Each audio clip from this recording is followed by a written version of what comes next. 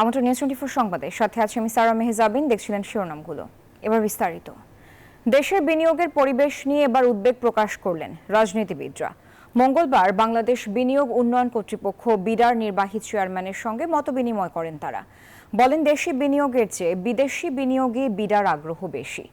এসব ক্ষেত্রে জাতীয় স্বার্থকে সবার উপরে রাখার তাগিদ দেন তারা। জুলাই সনদের মতো একটি আর্থিক খাত বিষয়ক সনদ করা যায় কিনা তা ভেবে দেখার অনুরোধও জানান রাজনীতিবিদরা। দেশি বিদেশি বিনিয়োগ আকৃষ্টের লক্ষ্যে ইনভেস্টমেন্ট সামিট, ইলন মাস্কের বন্ধন, নাসার সঙ্গে চুক্তি এবং চট্টগ্রাম বন্দরে ডেনমার্ক ভিত্তিক এপি মুলার মায়েস্কের বিনিয়োগ, এসব কর্মকাণ্ড ইতিবাচক আলোচনায় আনে বিনিয়োগ উন্নয়ন কর্তৃপক্ষকে। পাশাপাশি প্রকৃত বিনিয়োগ কেন্দ্রিক ছিল ভিন্ন আলোচনা। তথ্য বলছে, চলতি অর্থ বছরের প্রথম 9 মাসে এফডিআই এর নিট প্রবাহ ছিল 86 কোটি 10 লাখ ডলার। গত অর্থ বছরের একই সময়ে যা ছিল 116 কোটি 40 লাখ ডলার। এ হিসেবে জুলাই থেকে মার্চ 9 মাসে এফডিআই এর নিট প্রবাহ কমেছে 26%। আবার চলতি অর্থ বছরের প্রথম 9 মাসে মূলধনী যন্ত্র আমদানি বাবদ অর্থ পরিশোধ হয়েছে 152 কোটি 15 লাখ 50 হাজার ডলার। গত অর্থ বছরের একই সময়ে যা হয়েছিল 213 কোটি 33 লাখ ডলার। অর্থাৎ মূলধনী যন্ত্র আমদানি কমেছে 28.68%। এমন বাস্তবতার মধ্যেই টেকসই বিনিয়োগ নিশ্চিতে মঙ্গলবার রাজধানীতে বিডা ভবনে বিভিন্ন রাজনৈতিক দলের সঙ্গে বৈঠকে বসেন সংস্থাটির নির্বাহী চেয়ারম্যান চৌধুরী আশিক মাহমুদ বিন হারুন। আলোচনায় নেতারা বিনিয়োগের পরিবেশ নিয়ে উদ্বেগ প্রকাশ করেন। অনেক প্রবাসী আছে যারা দেশে বিনিয়োগ করতে চায় না, কারণ বিনিয়োগ লাভের জন্য। আমরা সম্পদ, মূলধন এগুলো যদি সেফটি সিকিউরিটি দিতে না পারে, তাহলে কোনোদিন কেউ এখানে দেশি বিনিয়োগকারী বলেন বিদেশি বিনিয়োগকারী কেউ আসবে না। এইরকম যেখানে স্থানীয় বিনিয়োগের পরিবেশ রুদ্ধ, সেখানে কেবলমাত্র যদি বিদেশি বিনিয়োগ আমরা ভাবি, সেই বিদেশি বিনিয়োগ কিন্তু প্রযুক্তি হস্তান্তর, মানে পুঁজির পুনর্বিনিয়োগের প্রশ্ন এবং এটা ভালো মতো ঘটাতে পারবে না। নেতারা বলেন, সন্ত্রাস, দুর্নীতি ও আমলাতান্ত্রিক জটিলতা কমলে বিদেশি বিনিয়োগ বাড়বে। সম্পদ ও মূলধনের নিরাপত্তা না পেলে বিনিয়োগ আসবে না বলেও মত দেন নেতারা। পলিটিক্যাল জায়গা থেকে, কমিটমেন্টের জায়গা থেকে একটা জুলাই সনদ হওয়ার কথা, সেই ক্ষেত্রে একটা ফাইন্যান্সিয়াল সনদ হতে পারে কিনা, যাতে হলো সবগুলো পলিটিক্যাল পার্টির একটা কমিটমেন্ট থাকে। বিনিয়োগের বিনিময়ে আমাদের স্বাধীনতা, সার্বভৌমত্ব, আমাদের বোধ, বিশ্বাস, কৃষ্টি, কালচার এগুলি কি হুমকির সম্মুখীন হবে কিনা সেই বিষয়ে শঙ্কা মানুষের মধ্যে কাজ করছে। এ সময় বিডা নির্বাহী চেয়ারম্যান বলেন, জাতীয় স্বার্থ বিরোধী কোনো সিদ্ধান্ত নেবে না তার সংস্থা। আমরা এরকম কোনো ডিসিশন অবশ্যই নিব না যেটা আসলে ন্যাশনাল ইন্টারেস্টের সাথে কনফ্লিক্টিং হয়। সভায় 17টি রাজনৈতিক দলসহ বিডা, বেজা ও প্রধান উপদেষ্টার কার্যালয়ের কর্মকর্তারা উপস্থিত ছিলেন। রিয়াদ সুমন, নিউজ 24, ঢাকা। দেশে বিনিয়োগের নামে এক ধরনের সার্কাস হচ্ছে, এমন মন্তব্য করেছেন বিএনপির স্থায়ী কমিটির সদস্য আমির খসরু মাহমুদ চৌধুরী। বলেন, নির্বাচিত সরকার ও স্থিতিশীল দেশ ছাড়া কেউ বিনিয়োগে আগ্রহী নয়। মঙ্গলবার জাতীয় প্রেস ক্লাবে এক অনুষ্ঠানে সব মন্তব্য করেন তিনি। 10 মাসে বাংলাদেশে বিনিয়োগ ক্রমান্বয়ে কমছে, আর এখানে আমাদেরকে বিনিয়োগের কি বলে একটা সার্কাস দেখানো হচ্ছে। যতদিন বাংলাদেশে নির্বাচিত সরকার না আসবে, কোনো বিনিয়োগ, বাংলাদেশে কোনো বিনিয়োগকারী সেই রিস্ক এখানে নেবে না। এটা ওয়ার্ল্ড ওয়াইড বিনিয়োগের চিত্র হচ্ছে এটা। তারা দেখতে চাইবে বাংলাদেশে একটা স্থিতিশীল সরকার আছে কিনা, নির্বাচিত স্থিতিশীল সরকার আছে কিনা। বিনিয়োগ কোনো শর্ট টার্ম ব্যাপার না, এটা লং টার্ম ব্যাপার। নিবন্ধন স্থগিতের মধ্য দিয়ে আওয়ামী লীগের পুনরায় রাজনীতিতে ফেরার পথ রুদ্ধ হয়ে গেল, এমনটাই মনে করছেন বিশ্লেষকরা। তারা বলছেন, একটানা 16 বছর ক্ষমতায় থাকার স্বাদই দলটিকে চূড়ান্ত স্বৈরাচার হওয়ার রসদ জুগিয়েছে, যার দায় দলটির নেতৃত্বে থাকা রাজনীতিবিদদেরকেই বহন করতে হবে। শাহ আলী জয়ের প্রতিবেদন। 5 আগস্ট আওয়ামী লীগ সরকারের পতনের পরপরই বৈষম্যবিহীন ছাত্র আন্দোলনের নেতারা এবং পরবর্তীতে সেই আন্দোলন থেকে উঠে আসা দল এনসিপি সহ সমমনা রাজনৈতিক দলগুলো দাবি জানিয়ে আসতে থাকে আওয়ামী লীগের রাজনীতি নিষিদ্ধ করার। সবশেষে এই দাবি বাস্তবায়নে এনসিপি নেতা হাসনাত আব্দুল্লাহর নেতৃত্বে বৃহস্পতিবার প্রধান উপদেষ্টার বাসভবন ঘেরাও করে বেশ কয়েকটি রাজনৈতিক সংগঠনের কর্মীরা। 3 দফা দাবিতে প্রথমে যমুনার সামনে এবং পরে শাহবাগ মোড়ে অবস্থান নেয় আন্দোলনকারীরা। এই ধারাবাহিকতায় শনিবার আওয়ামী লীগের সকল কর্মকাণ্ডে নিষেধাজ্ঞা জারি করে সরকার। সোমবার এ নিয়ে প্রজ্ঞাপন প্রকাশের পরপরই দলটির নিবন্ধনও স্থগিত করে নির্বাচন কমিশন। এমন বাস্তবতায় একটানা 16 বছর রাষ্ট্রীয় ক্ষমতায় থাকার সুযোগে স্বৈরাচার হয়ে ওঠা আওয়ামী লীগের রাজনৈতিক ভবিষ্যৎ কি? বিশ্লেষকরা বলছেন, সহসা প্রকাশ্যে রাজনীতিতে ফেরার সুযোগ নেই দলটির। সাময়িকভাবে আওয়ামী লীগ ক্ষতিগ্রস্ত তো হলোই, তো কোনো সন্দেহ নাই। আওয়ামী লীগের যারা নেতা কর্মী, কিছু নেতা কর্মী হয়তো দল ত্যাগ করে অন্য দলের দিকে যেতেও পারে। এই ধরনের একটা পিরিয়ডে আওয়ামী লীগ একটা ব্রিদিং স্পেস, লম্বা একটা ব্রিদিং স্পেস পেলে তার জন্য আত্মবিশ্লেষণ করাটা সহজ হবে এবং সে তার শক্তিটাকে রিগেইন করা তার জন্য সহজ হবে। অবশ্যই এটা তার জন্য একটা অসম্মানজনক। নির্বাচনের মাধ্যমে 4 বার রাষ্ট্রীয় ক্ষমতায় আসা আওয়ামী লীগের কেন এমন পরিণতি? পতনের কয়েক মাস আগেও এই রাজনৈতিক দলের নেতাকর্মীদের যে ধরনের আস্ফালন আমরা দেখেছি, ভিন্ন মতের রাজনৈতিক দলগুলোকে যেভাবে তিনি তুচ্ছ তাচ্ছিল্য করেছেন এবং বিএনপিকে তাদের নিবন্ধন বাতিল থেকে শুরু করে নানা ধরনের যে ধরনের হুমকি তারা দিয়েছেন, এটা ওই সময়ে মানুষ স্বাভাবিকভাবে নেয়নি। ভিন্ন ফরম্যাট কিংবা নেতৃত্বের পরিবর্তনের মাধ্যমে আওয়ামী লীগের পুনর্বাসনের যে স্বপ্ন দেখছেন কেউ কেউ, সেই সম্ভাবনাকেও নাকচ করছেন বিশ্লেষকরা। শেখ হাসিনা অনেকের কাছে খুবই ঘৃণিত। আওয়ামী লীগের রাজনৈতিক আদর্শে যারা বিশ্বাস করেন তাদের কাছে শেখ হাসিনা, শেখ পরিবারের সদস্যরা হচ্ছেন রাজনীতির আইডল। আমাদের বাংলাদেশে আমরা 11 সময় আমরা দেখেছি এরকম সংস্কারবাদী পন্থী বিএনপি, অমুক তমুক দল, রাজনৈতিক দল, এগুলো আমরা দেখেছি, কিন্তু চূড়ান্ত বিচারে এগুলো কোনোটাই কিন্তু টিকে থাকতে পারে না। 2008 সালে নবম জাতীয় সংসদ নির্বাচনের আগে নিবন্ধন প্রথা চালু করেছিল নির্বাচন কমিশন। এ পর্যন্ত 55টি রাজনৈতিক দল ইসির নিবন্ধন পেয়েছে। আওয়ামী লীগ ছিল নির্বাচন কমিশনের 6 নম্বর নিবন্ধিত রাজনৈতিক দল। শাহ আলী জয়, নিউজ 24, ঢাকা। শেখ হাসিনার ভয়ে যারা গর্তে লুকিয়েছিল তারাই এখন সংস্কারের তালিম দিচ্ছে, মন্তব্য করেছেন বিএনপির স্থায়ী কমিটির সদস্য আমির খসরু মাহমুদ চৌধুরী। বলেন, গণতান্ত্রিক প্রক্রিয়ার বাইরে গিয়ে সংস্কারের সুযোগ নেই। এদিকে মানবিক করিডোর নিয়ে জনগণ ও রাজনৈতিক দল অন্ধকারে আছে বলে মন্তব্য করেছেন বিএনপি নেতা হাফিজ উদ্দিন আহমেদ। মঙ্গলবার রাজধানীতে আলাদা অনুষ্ঠানে তারা এসব কথা বলেন। গণস্বাস্থ্য কেন্দ্রের প্রতিষ্ঠাতা ডাক্তার জাফরুল্লাহ চৌধুরীর দ্বিতীয় মৃত্যুবার্ষিকী উপলক্ষে প্রেসক্লাবে আয়োজন করা হয় এই স্মরণ সভার। যোগ দেন বিভিন্ন রাজনৈতিক দলের নেতা ও তার স্বজনরা। ডাক্তার জাফরুল্লাহ চৌধুরীর জীবনী আলোচনায় উঠে আসে ফ্যাসিবাদ বিরোধী আন্দোলনে জাতীয় ঐক্য গড়তে ডাক্তার জাফরুল্লাহ চৌধুরীর অবদানের কথা। আমাদের অনৈক্যের মধ্যে কিভাবে ঐক্য, বিভক্তি বিভাজনের মধ্যে কিভাবে একটা সমন্বিত আমরা একটা জায়গায় যেতে পারি, জাফরুল্লাহ চৌধুরী খুব গুরুত্বপূর্ণ ভূমিকা পালন করতে পারতেন।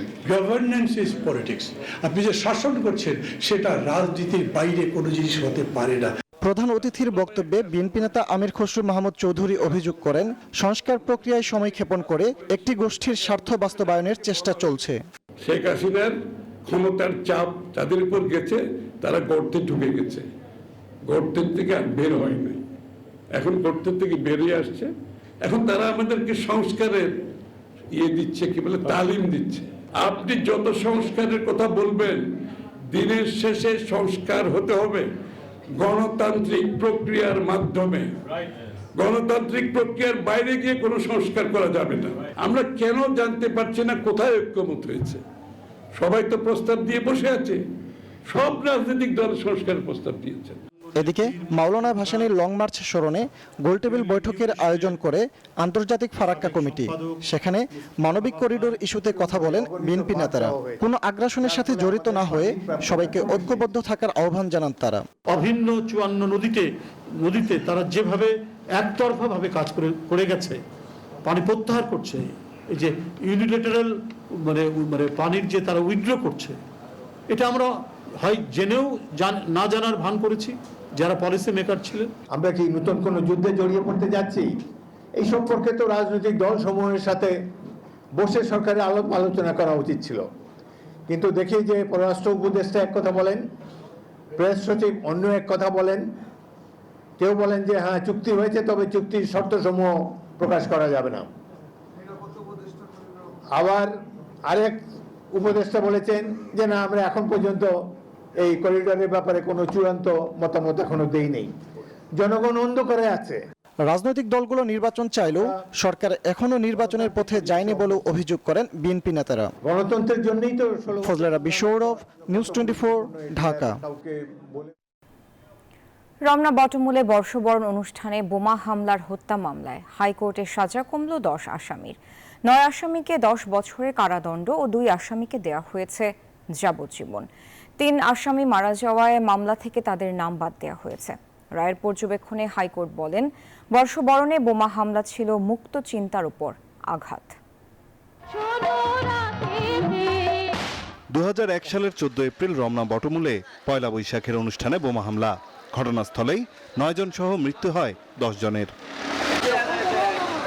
এই ঘটনায় করা হত্যা মামলায় 2014 সালের 23 জুন ঢাকার দ্বিতীয় অতিরিক্ত মহানগর দায়রা জজ রুহুল আমিন রায় দেন। রায়ে মুফতি হান্নান সহ 8 জনের মৃত্যুদণ্ড এবং 6 জনের যাবজ্জীবন কারাদণ্ড দেয়া হয়। মঙ্গলবার আসামিদের ডেথ রেফারেন্স ও জেল আপিলের নিষ্পত্তি করে বিচারপতি মোস্তফা জামান ইসলাম ও বিচারপতি নাসরিন আক্তারের হাইকোর্ট বেঞ্চ রায় দেন। রায়ে মাওলানা তাজউদ্দিন ও জুয়েলকে যাবজ্জীবন কারাদণ্ড দেন। 9 আসামির মৃত্যুদণ্ড ও যাবজ্জীবন সাজা কমিয়ে 10 বছরের কারাদণ্ড দেন। হাইকোর্ট তার রায়ে বলেন, রমনার বটমূলে বর্ষবরণে বোমা হামলা ছিল মুক্ত চিন্তা ও প্রগতিশীল ধারণার উপর আঘাত। অবজারভেশনে যে ঘটনাগুলি বলা হয়েছে, বাংলাদেশে যে প্রগতিশীল চিন্তা, বিভিন্ন জায়গায় উদীচী বোমা হামলা, সিলেটে যে ব্রিটিশ হাইকমিশনের উপরে বোমা হামলা থেকে শুরু করে সেগুলো উল্লেখ করে এই মামলার মধ্যে আমরা সেগুলো পেয়েছি। আমরা মনে করি যে যাদেরকে আজকে 10 বছর করা হয়েছে, আমরা রাষ্ট্রপক্ষ থেকে তাদের বিরুদ্ধে উচ্চ আদালতে আপিল করব। আসামিদের বিরুদ্ধে পর্যাপ্ত তথ্য প্রমাণ না পেলেও নৈতিক কারণে দণ্ড দেয়া হয়েছে। তবে সাজাকে সঠিক মনে করছে না আসামি পক্ষ। লিগ্যাল এভিডেন্স না পেয়ে মাননীয় হাইকোর্ট বিভাগ নৈতিকভাবে সাজা দিয়েছেন, আইনের দৃষ্টিকোণ থেকে সাক্ষ্য প্রমাণের ভিত্তিতে নয়। এটি আমাদের মতামত থাকবে। একই সাথে এই রায়ের পূর্ণাঙ্গ কপি বের হওয়ার পর আমার যে আসামিদেরকে সাজা দিয়েছেন, যদিও তাদের সাজা খাটা শেষ হয়ে গেছে, তারা জেল থেকে মুক্তি পাবেন, তারপরেও আমরা এই বিষয়টি উচ্চ আদালতের নজরে আনব এবং উপযুক্ত সময়ে আপিল দায়ের করব। দণ্ডপ্রাপ্তদের মধ্যে মাওলানা তাজউদ্দিন পলাতক আছেন। ইতোমধ্যে সিলেটে গ্রেনেড হামলা মামলায় মুফতি হান্নানের মৃত্যুদণ্ড কার্যকর হয়েছে। আর যাবজ্জীবন দণ্ডপ্রাপ্তদের মধ্যে মাওলানা আব্দুর রউফ ও ইয়াহিয়া মারা গেছেন। এখন কারাগারে আছেন 10 জন আসামি। নাইম আলচিকো, নিউজ 24, ঢাকা। গাজীপুরে চান্দনা ডাকঘর দখল করে গড়ে ওঠা স্বেচ্ছাসেবক ও যুবদলের কার্যালয় উচ্ছেদ অভিযান চালিয়েছে গাজীপুর সিটি কর্পোরেশন। মঙ্গলবার বিকেলে বাসন থানার সহায়তায় এই যৌথ অভিযান চালানো হয়। অভিযানে নেতৃত্ব দেন গাজীপুর সিটি কর্পোরেশনের আঞ্চলিক নির্বাহী কর্মকর্তা মাহমুদ আক্তার। এ সময় ব্যানার ছিঁড়ে ফেলার পাশাপাশি রং করা নাম ফলক মুছে ভবনটিতে আঞ্চলিক টিকাদান চালুর সিদ্ধান্ত নেওয়া হয়। সিটি কর্পোরেশন কর্মকর্তারা জানান, কোনো রকম অনুমতি ছাড়াই রাতের আধারে সরকারি জায়গা দখল করে অফিস বানানো হয়। এই ঘটনায় জড়িতদের বিরুদ্ধে ব্যবস্থা নেওয়ার কথা জানিয়েছে কর্তৃপক্ষ।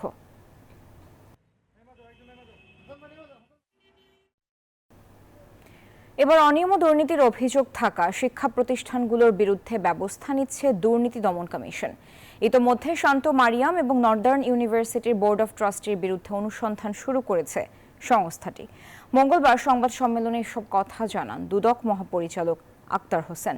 অন্যদিকে প্রায় 30 কোটি টাকার অবৈধ সম্পদ অর্জনের দায়ে মাতারবাড়ি বিদ্যুৎ প্রকল্পের প্রকল্প পরিচালক জাহাঙ্গীর আলমের বিরুদ্ধে মামলা করেছে দুদক।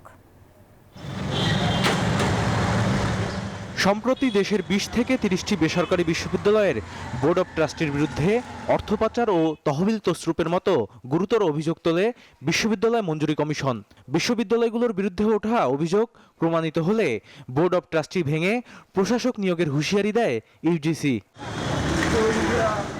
বিশ্ববিদ্যালয় মঞ্জুরি কমিশনের এমন কঠোর অবস্থানের সময়ে শান্ত মারিয়াম ইউনিভার্সিটির ৩৫০ কোটি টাকার অনিয়ম ও ১০২ কোটি টাকার রাজস্ব ফাঁকির অভিযোগ জমা পড়েছে দুর্নীতি দমন কমিশনে।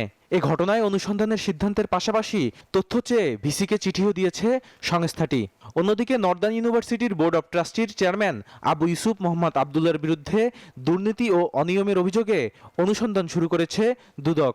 জনাব Abu Yusuf Mohammad Abdullah, chairman board of trustee Northern University Dhaka ও তার পরিবারের অন্যান্য সদস্যদের বিরুদ্ধে উক্ত প্রতিষ্ঠানের টাকা আত্মসাৎপূর্বক মানি লন্ডারিং এর মাধ্যমে জ্ঞাত আয়ের উৎস বহির্ভূত সম্পদ অর্জনের অভিযোগের প্রেক্ষিতে প্রকাশ্য অনুসন্ধানের সিদ্ধান্ত গৃহীত হয়েছে। এদিকে প্রায় ৩০ কোটি টাকার অবৈধ সম্পদ অর্জনের অভিযোগে মাতারবাড়ি বিদ্যুৎ প্রকল্পের প্রকল্প পরিচালক জাহাঙ্গীর আলমের বিরুদ্ধে মামলা করেছে দুদক। একই সাথে তার বিরুদ্ধে 94টি ব্যাংক হিসাবে ১২৭ কোটি টাকার সন্দেহজনক লেনদেনেরও প্রমাণ পেয়েছে দুদক। যেসব ক্ষেত্রে ফৌজদারি অপরাধ সংঘটিত হয়েছে সেগুলির ক্ষেত্রে ফৌজদারি মামলা রুজু হবে। অন্যান্য যদি কোনো সুপারিশ থাকে নিশ্চয়ই অনুসন্ধানকারী দল সে বিষয়ে তাদের প্রতিবেদনে সেই সুপারিশ তারা তুলে ধরবেন। অন্যদিকে সংরক্ষিত আসনের সাবেক এমপি রুবিনা আক্তার মীরার বিরুদ্ধে অবৈধ সম্পদ অর্জন ও প্রায় ৩০০ কোটি টাকার সন্দেহজনক লেনদেনের অভিযোগে মামলা করেছে দুদক। বদরুল আলম শাওন, নিউজ 24, ঢাকা। জাতীয় রাজস্ব বোর্ড এনবিআর বিলুপ্ত হয়নি। কাজের সুবিধার্থে এনবিআর এর অভ্যন্তরীণ কর্মকর্তা সহ সংশ্লিষ্ট সব মহলের সাথে আলোচনা করে রাজস্ব কাজ সহজ করতে দুটি আলাদা বিভাগ করা হয়েছে। সচিবালয়ে এমন মন্তব্য করেছেন অর্থ উপদেষ্টা ডক্টর সালাউদ্দিন আহমেদ।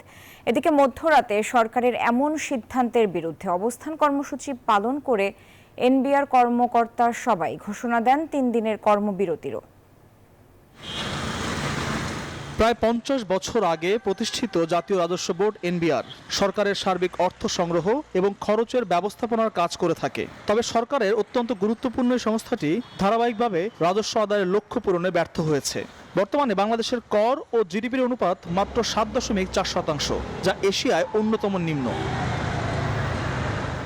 জুলাই আগস্টের রাজনৈতিক পট পরিবর্তনের পর ধসে পড়া অর্থনীতি সচল করতে বিভিন্ন সংস্কার হাতে নেয় অন্তর্বর্তীকালীন সরকার। ব্যবসায়ী, অর্থনীতিবিদদের তীব্র সমালোচনায় থাকা এনবিআরকেও ঢেলে সাজানোর উদ্যোগ নেওয়া হয়। অবশেষে সোমবার মধ্যরাতে অধ্যাদেশ জারির মধ্য দিয়ে রাজস্ব নীতি ও রাজস্ব ব্যবস্থাপনা নামে দুটো বিভাগের ঘোষণা দেয় সরকার।